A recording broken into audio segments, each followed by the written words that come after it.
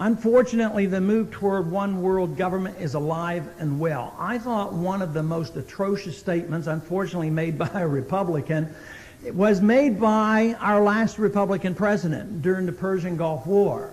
If you recall, there was a vote in the Congress to endorse or to not give him the authority to go to the Persian Gulf to fight for our oil, you know. That's what it was all about. But he said, I do not care how you vote. I'm going because I got my authority from the United Nations. This is an age where we are moving rapidly in the wrong direction. And thank goodness for young men like Michael New. It has been brought to the attention.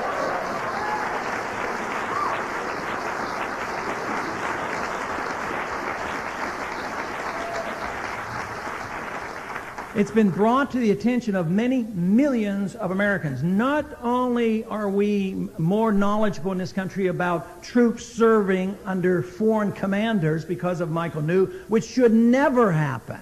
We should never allow our troops to be under UN command. And this we should be very thankful for Michael. But also, the publicity that the biospheres and these heritage parks and the United Nations seeing signs on our public lands and our parks has drawn attention to this subject to many more Americans than ever before. I think these two things have helped. They have helped the nation catch up to the Birch Society on what's going on.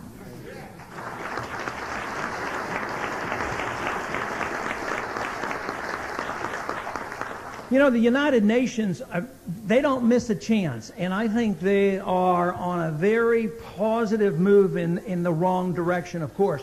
Not too long ago, it might have made your news over here as well, but I live in Brazoria County, Texas, and they had prisoners from Missouri, and there were tapes made, and I don't know all the details. There may have been abuse, there may have been things not done, but there may have been a lot of things taken out of context as well. But probably deserves some looking into.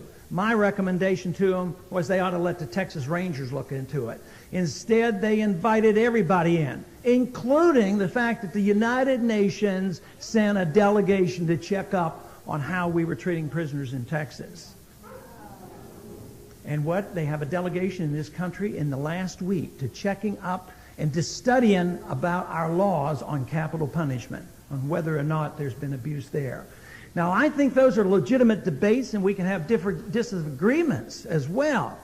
But I'll tell you what, we don't need the United Nations in the business of interfering with our debates.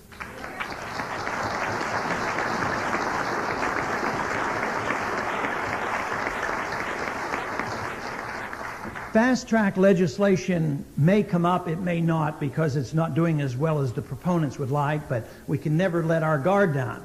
I'm always concerned that even if you don't pass something, they'll do it anyway, so we can't ever let our guard down. And they live outside the law, they don't live within the law, and they don't have much respect for the Constitution, whether it's the Congress or the administration.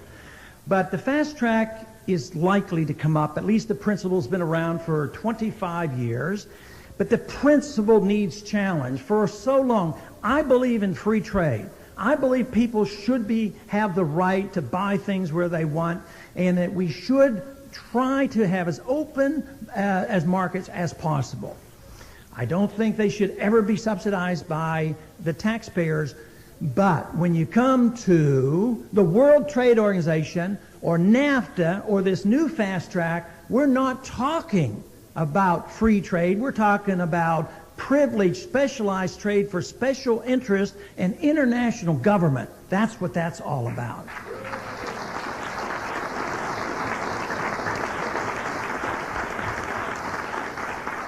Now, if we should have any doubt about that, if we're just talking like this because we're all conspiracy buff, we might as well look and see what Clinton has to say about it. Clinton went to the United Nations, and maybe he'll give us a little hint about what he thinks. He says, talk of the dawn of a new millennium and the new international arrangements necessary to take advantage of them. The forces of global integration are a great tide, inexorably wearing away the established order of things. but we must decide what will be left in its wake. Trade agreements could create a protective web of institutions and arrangements. Nations are laying a foundations for security and prosperity for those who live within them while isolating those who challenge them from outside. That's about as clear as it can be, that they have an agenda. Their agenda is not our agenda. Our agenda has to become the American agenda, and their agenda has to be removed from Washington.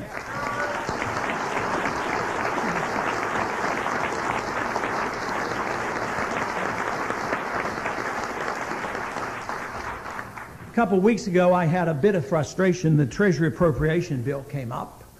There was a little bit of a sneak program in that. It was designed to make sure that the members of Congress got a pay raise. Even if I had not known about it being in there, it wouldn't have been too difficult, because it's not too difficult to vote no on all appropriation bills. They're all too big. But anyway, it was on the Treasury Appropriation Bill. But there was a lot of publicity on the pay raise, and it came out after taxes about $40 a week.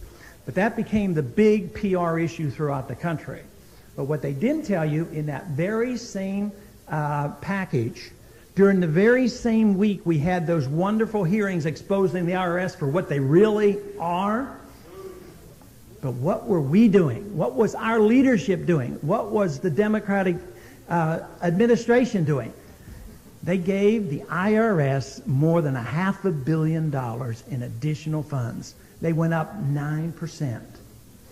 In the same time, within that same piece of legislation, we increased that wonderful agency of government, the BATF, by 14%.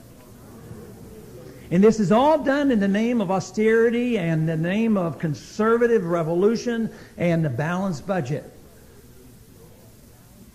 I think we have to do a lot better than that, and we'll have to keep plugging, and we're going to need more help. But I am discouraged by what's happening in Washington to some degree, but I am very encouraged about what's happening out here in America, with the Birch Society and many, many others who are thinking more your way than ever before. That's where we should be encouraged.